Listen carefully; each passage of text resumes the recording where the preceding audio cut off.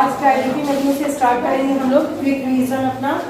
अपवाह इस चैप्टर का नाम है, आप लोग जान रहे हो। ये आपके एसएसटी का क्लास 9 के एसएसटी का भूगोल का ज्योग्राफी भूगोल का तीसरा चैप्टर है अपवाह ड्रेनेज। आओ क्या हुआ ड्रेनेज, ये नदियों से रिलेटेड है। उसमें द्रोणियां और तंत्र देखे जाते हैं, नदी तंत्र। यहाँ पे इसके पिछले क्लास में हम लोगों ने हिमालय से निकलने वाली नदियों के बारे में पढ़ा था, देखा था। और उसके बाद आज जो है वो प्रायद्वीपीय नदियों के बारे में हम पढ़ेंगे। प्रायद्वीपीय नदियाँ आप भारत के मानचित्र में देखें तो बीच में मध्य प्रदेश से लेकर के जो साउथ तक की नदियाँ होती हैं उनको प्रायद्वीपीय नदियाँ कहते हैं। प्रायद्वीपीय नदियाँ की जो नदियों की जो एक मुख्य विशेषता है वो ये है कि ये बारिश पर निर्भर करती हैं। ठीक है, जो हिमालय की नदियाँ थी वो ग्लेशियर्स पिघलते थे और वो नदियाँ बारहमासी होती थी। बारहमासी का मतलब 12 महीने उनमें पानी भरा है। लेकिन जो प्रायद्वीपीय नदियाँ हैं वो सूख भी जाती हैं क्योंकि ये बारिश पे डिपेंड होती है। मानसून है, बारिश है तो ये नदियाँ बहेंगी। और फिर तो प्रायद्वीपीय में भी कुछ नदियाँ जो होती हैं कुछ पश्चिम की तरफ अरब सागर में जाके गिरती हैं और ज्यादातर नदियाँ जो है वो बंगाल की खाड़ी में गिरती हैं। ठीक है, अब इसमें हम देखते हैं प्रायद्वीपीय भारत में मुख्य जल विभाजक का निर्माण पश्चिमी घाट के द्वारा होता है। जल विभाजक आप लोगों ने पढ़ा है कि दो नदियां हैं तो पश्चिमी घाट जो है वो जल विभाजक का काम करता है। ठीक है, मतलब कि उधर के पानी को और इधर की नदियों को वो डिवाइड करता है। पूरब भारत जो होता है वो ढलान अगर देखा जाए तो पश्चिम से पूरब की तरफ है। ठीक, प्रायद्वीपीय भाग की अधिकतर मुख्य नदियां जैसे महानदी, गोदावरी, कृष्णा, कावेरी पूर्व की ओर बहती है और बंगाल की खाड़ी में मिलती है। ठीक, एक एक करके सारी द्रोणियों को अभी हम देखेंगे। डेल्टा का निर्माण करती है पश्चिमी घाट से पश्चिम में बहने वाली अनेक छोटी धाराएं हैं। नर्मदा, तापी दो ही बड़ी नदियां हैं जो पश्चिम की तरफ बहती हैं और ज्वार नदमुख का निर्माण करती है। प्रायद्वीपीय नदियों की अपवाह द्रोणियां अपेक्षाकृत छोटी होती है। प्रवाह द्रोणियां छोटी होती है क्यों? क्योंकि अब बीचों बीच से कहीं से निकलेंगी। आप मानचित्र में देखोगे तो कहोगे बीच में क्या है, तो पठार है। पठार पे बारिश हुई और ये नदियां वहां से छोटी छोटी जल स्रोतों के रूप में, झरनों के रूप में मिल करके एक नदी बना के आगे बढ़ती है। तो इसकी धाराएं जो लंबाई जो होती है वो कम होती है। ठीक, नर्मदा द्रोणी को देखें, इसका उद्गम जो है नर्मदा द्रोणी, नर्मदा नदी का उद्गम कहाँ है? अमरकंटक पहाड़ी के निकट भ्रंश घाटी में बहती है। भ्रंश घाटी यानी कि जो घिस के जो घाटी की तरह हो गया है, दो पठारों के बीच का जो स्थान होता है, बहुत दर्शनीय स्थलों का निर्माण करती है। और फिर सबसे जो मुख्य दर्शनीय स्थल अगर देखें तो धुआंधार प्रपात है। ठीक है, धुआंधार प्रपात जो है जबलपुर के निकट है। धुआंधार प्रपात का मतलब होता है पानी यहाँ से नर्मदा बह रही है और अचानक से खड़ी ढाल पे ये नदी नीचे को गिर जाती है। ठीक है, इसका नाम क्या है? धुआंधार प्रपात। तो अगर पूछा जाए धुआंधार प्रपात कहाँ है तो मध्य प्रदेश से जबलपुर में है। ठीक है, उसके बाद है इसमें और है नर्मदा सभी सहायक नदियां छोटी हैं, अधिकतर समकोण पर मुख्य धारा से मिलती है। नर्मदा यूं बह रही है और इसकी छोटी छोटी नदियां जो समकोण पे मिलती हैं, यानी 90 डिग्री का कोण बना के सीधे सीधे ऐसे नहीं मिलती हैं। ठीक है, कोने से। नर्मदा द्रोणी मध्य प्रदेश तथा गुजरात के कुछ भागों में विस्तृत है। नर्मदा द्रोणी मध्य प्रदेश और गुजरात के कुछ भागों में विस्तृत है। इसको हम यहाँ पे देख लेते हैं नर्मदा श्रेणी को, नर्मदा द्रोणी को। नर्मदा देखिए यहाँ आपको दिख रहा है मध्य प्रदेश और यहाँ पे गुजरात को इसने कवर किया हुआ है। ठीक है, और यहाँ से वो कहाँ गिर जाती है?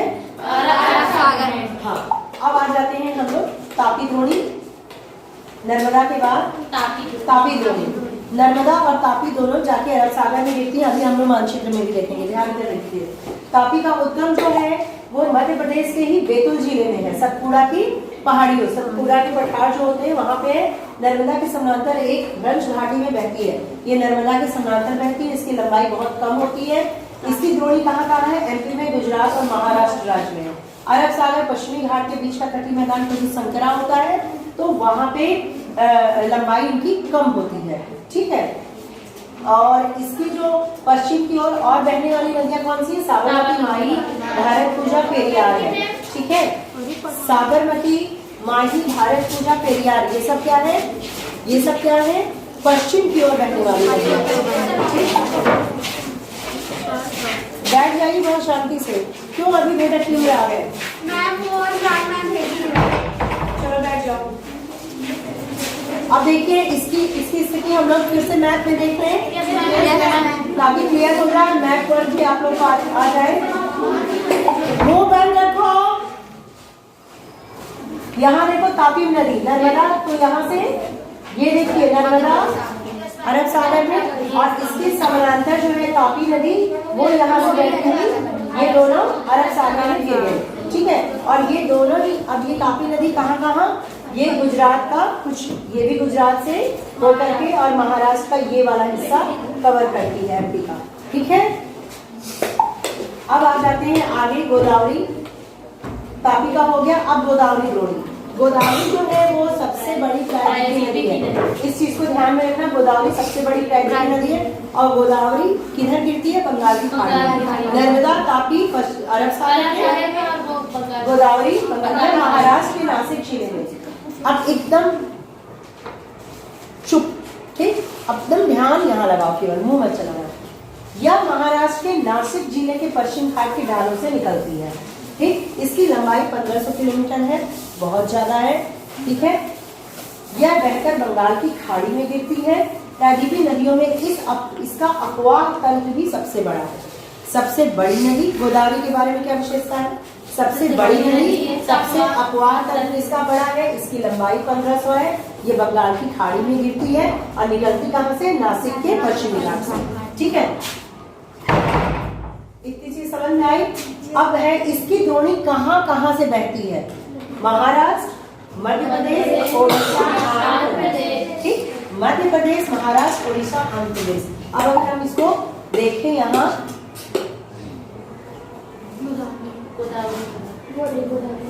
गोदावरी आपको दिख रही है, ये यहाँ पे देखिए, ये इधर को निकल करके यहाँ से इसने महाराष्ट्र को लिया, मध्य प्रदेश के कुछ भागों को लिया और यहाँ पे आंध्र प्रदेश, ओडिशा करते हुए इधर को वो बंगाल की खाड़ी में निकल गई। क्लियर?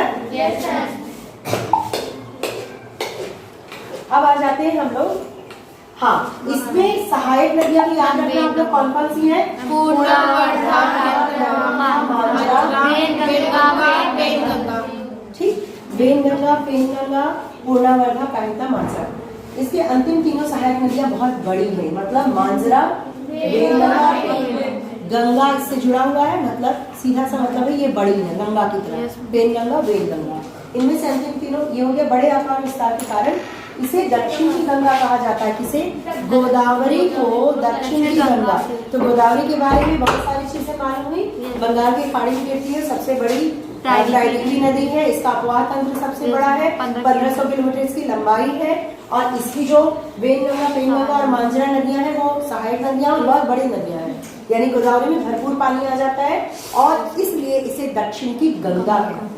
गंगा नदी भारत की सबसे बड़ी नदी है और दक्षिण की गंगा गोदावरी को कहते हैं। तो गंगा के बाद गोदावरी जो है प्रायद्वीपीय नदी सबसे बड़ी है और गंगा तो खैर ग्लेशियर की है, हिमालय की है। अब आ जाते हैं महानदी द्रोणी। महानदी का उद्गम कहाँ है? छत्तीसगढ़, ओडिशा से। अब ये ओडिशा से बहती हुए बंगाल की खाड़ी में मिल जाती है। इसकी लंबाई देखिए कम है, 860 है। इसकी अपवाह द्रोणी कहाँ? महाराष्ट्र, छत्तीसगढ़। हम लोग इसको देख लेते हैं, महानदी कहाँ गई? महानदी यहाँ पे आपको मिल गई। ये कई छोटी छोटी नदियों से मिलकर इसकी द्रोणी भी कम होती है और यहाँ से आकर के कई डेल्टाओं का देखो निर्माण किया और चिल्का झील तो ये है और यहाँ पे आकर के ये बंगाल की खाड़ी में गिर गई। जब अभी झील पढ़ेंगे तो आपको समझ में आएगा कि इससे कट के जो एक छोटा सा जल स्रोत तालाब की तरह बन जाता है वही झील होता है। ठीक है, ये जो चिल्का झील है। अब आ जाते हैं हम लोग, गोदावरी हो गया, महानदी हो गया, ये कहाँ? छत्तीसगढ़, झारखंड, ओडिशा से पूर्व के पूर्व ही वो बंगाल की खाड़ी में गिर जाती है। अब आते हैं कृष्णा नदी द्रोणी।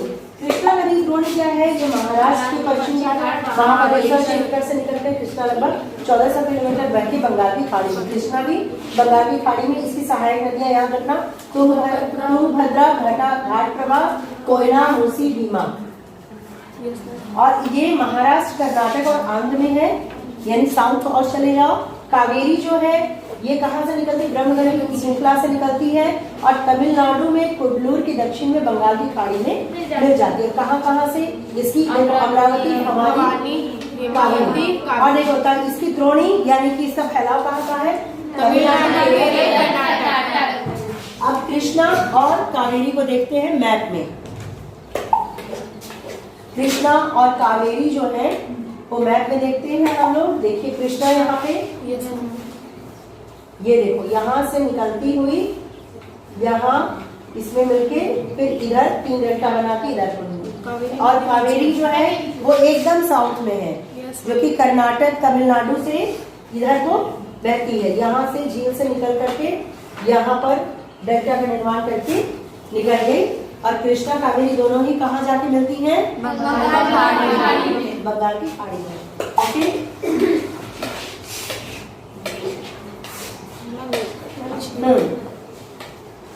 उसके बाद है कृष्णा कावेरी दोनों हो गया ना इन बड़ी नदियों के अतिरिक्त। अब उसके बाद छोटी छोटी नदियों की बात हो रही है कि इस तरह से अब हम आ जाते हैं झील पे।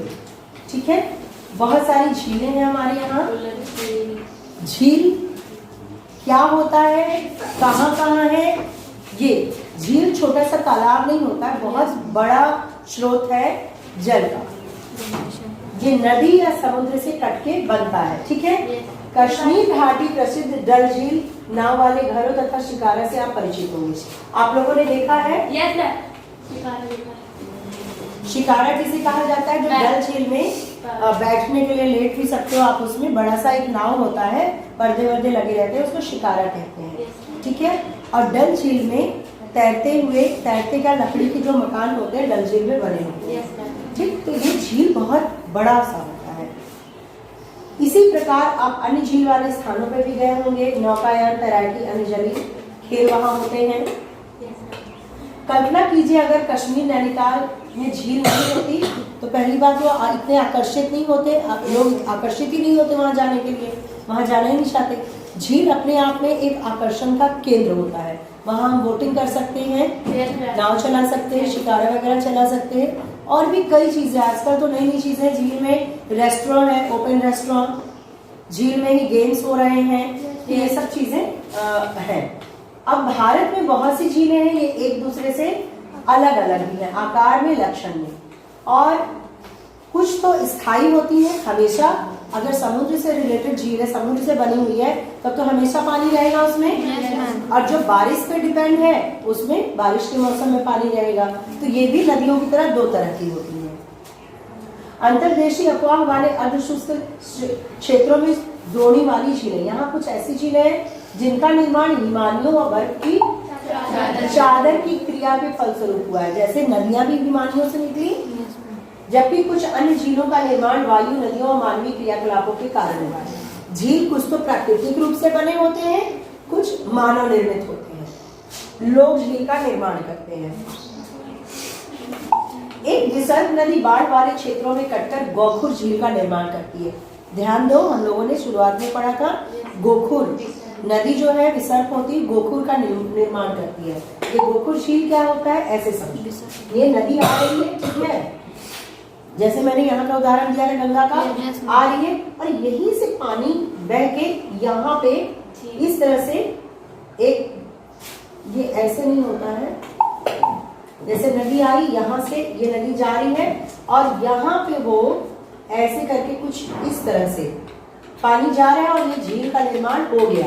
और ये नदी आगे बह रही है, नदी की जो मुख्य धारा है द्रोणी वो इधर बह रही है, लेकिन ये साइड से पानी यहाँ आ करके इस तरह से झील का निर्माण करता है। और ये गोखुर यानी गाय के खुर की तरह रहता है, इसलिए इसे गोखुर झील कहते हैं। समझ गए? और ये ड्रॉप की तरह भी रहता है, ऐसे करके इस तरह से बनता है, तो इसे गोखुर झील कहते हैं, जो नदियों से कट के बनता है। गोखुर झील का निर्माण करते, स्पिट तथा बाढ़ रोधिका तटीय क्षेत्रों में लैगून का निर्माण करते हैं, जैसे चिल्का झील, पुलिका झील, कोलेरू झील। ये सब क्या है अभी मैं आपको दिखाऊंगी।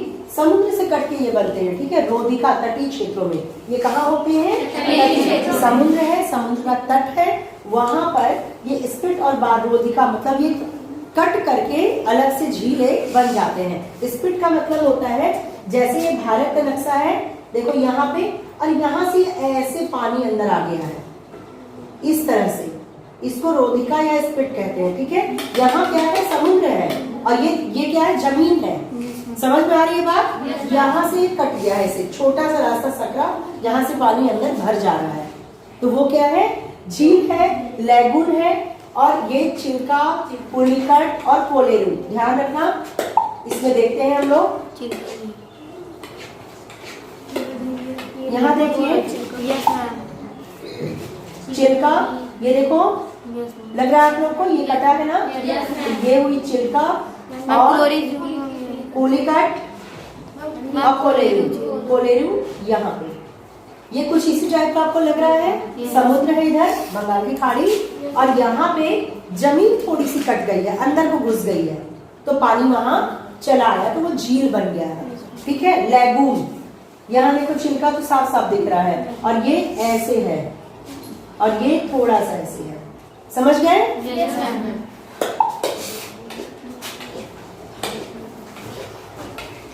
अब अंतर्देशीय भागों वाली झीलें कभी कभी मौसमी होती है। उदाहरण के राजस्थान की सांभर झील, जो एक लवण जल वाली झील है। सांभर झील में कैसा है? लवणीय पानी है। ठीक है, सांभर झील, इसके जल का उपयोग नमक के निर्माण के लिए, लवणीय माने कि खारा, नमक मिला हुआ, और यहाँ से नमक बनता है। ठीक है, मीठे पानी की अधिकांश झीलें हिमालय क्षेत्र में है। मीठा पानी कहाँ होगा? जहाँ पर पिघलती होगी, और जो समुद्र से कट के होगा वो तो लवणीय होगा।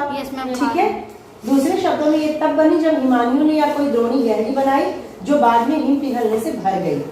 मतलब कि अगर कहीं गड्ढा हो गया, हिमालय है यहाँ, और यहाँ कहीं इस तरह से बन गया, ठीक है, तो यहाँ से जो बर्फ पिघली है, नदी तो इधर जा रही है, और थोड़ा थोड़ा पानी इसमें भी भर जा रहा है, तो ये आपकी झील बन गई।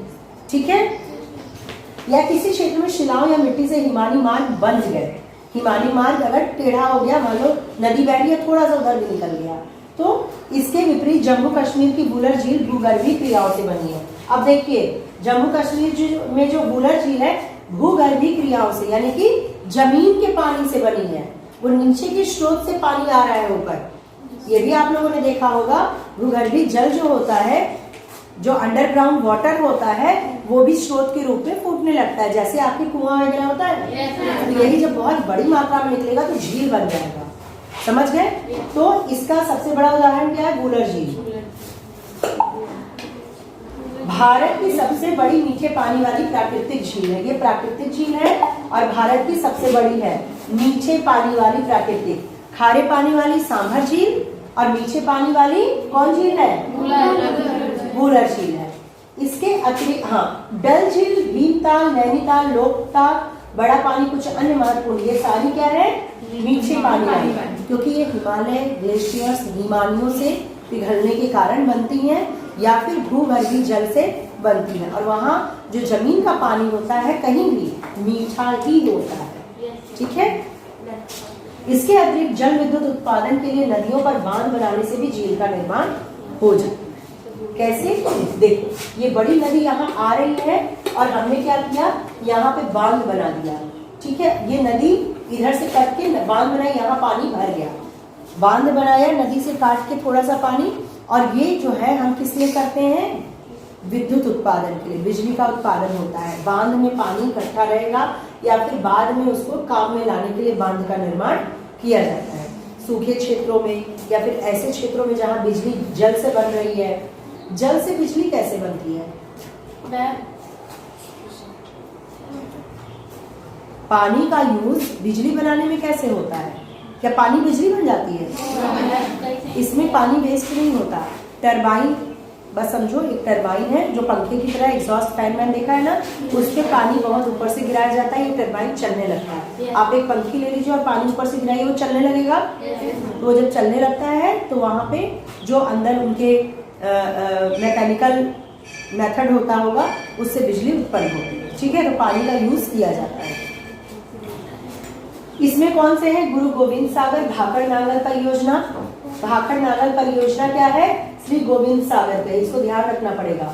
भाखड़ नागल परियोजना गुरु गोविंद सागर पर है। भाखड़ जो सुनने में आ रहा है पंजाबी है ना, भाखड़ा, भाखड़, और गुरु गोविंद ये भी पंजाबी है। तो ऐसे आप कोरिलेट करके इसको दिमाग में सेट कीजिए। भाखड़ नागल परियोजना कहाँ है? गुरु गोविंद सागर। गुरु गोविंद सागर क्या है? झील है। ठीक है, तो गुरु गोविंद सागर पंजाबी और भाखड़ नांगल पंजाबी साउंड कलर ये हो गया। झीलें मानव के लिए अत्यधिक लाभदायक होती है। झील नदी के बहाव को सुचारू बनाने में सहायक होती है। अत्यधिक वर्षा के समय बाढ़ को रोकती है और सूखे के मौसम में पानी के बहाव को संतुलित करती है। ठीक है, अगर हमने बांध बना दिया, सूखा पड़ा तो बांध खोल दो, ज्यादा अगर आ रहा है, बाढ़ हो रहा है तो बांध लगा दो, तो फिर वो रुक जाएगा पानी। तो नदी का बहाव संतुलित रखती है बांध। झीलों का प्रयोग जल विद्युत उत्पन्न में करने में किया जाता है। जलवायु को समान जलीय पारितंत्र को संतुलित रखती है। मछलियां हुई, ये सब जो जल जीव है उनको भी एक संरक्षण प्राप्त हो जाता है। झीलों की प्राकृतिक सुंदरता पर्यटन को बढ़ाती है और मनोरंजन प्रदान करती है। ठीक है, नदियों का अर्थव्यवस्था में महत्व। नदियों का अर्थव्यवस्था यानी कि हमारे अर्थव्यवस्था में नदियों का क्या महत्व है, ये अब हम लोग देखेंगे। अत्यधिक महत्व है, मूल प्राकृतिक साधन है ये, अनेक मानवीय क्रियाकलापों के लिए अनिवार्य है। नदियों के तट पर प्राचीन काल से आदिवासी अपने को आकर्षित करते हैं। देखो, अगर ऐसे हम सोचे नदियों का, समुद्रों का क्या या झीलों का क्या उपयोग, तो नमक बन रही है सांभर झील, समझ रहे हो, नमक हमें मिल रहा है। दूसरा, नदियों के माध्यम से बहुत प्राचीन काल में व्यापार हुआ करता था, समुद्रों के माध्यम से होता था।